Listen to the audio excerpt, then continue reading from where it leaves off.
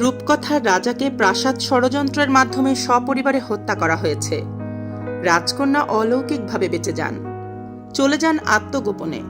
প্রজাদের মধ্য থেকে শক্তি সঞ্চয় করে একদিন রাজকন্যা প্রাসাদ ষড়যন্ত্রকারীদের বিরুদ্ধে রুখে দাঁড়ালেন। ষড়যন্ত্রকারীরা ততদিনে তাদের শিকড় বিস্তার করেছে গভীরে। তারা আসন্ন বিপদ দেখে রাজকন্যাকে হত্যার জন্য মরিয়া হয়ে উঠল। তাকে হত্যার জন্য একের পর এক হামলা চালানো হলো। কিন্তু বিধাতার অসীম কৃপায় আর জনগণের ভালোবাসায় রাজকন্যা প্রতিবারই প্রাণে বেঁচে গেলেন। অবশেষে ষড়যন্ত্রকারীদের সকল কূটকৌশল ভেদ করে রাজকন্যা একদিন পিতার কাছ থেকে কেড়ে নেওয়া সিংহাসন পুনরুদ্ধার করলেন।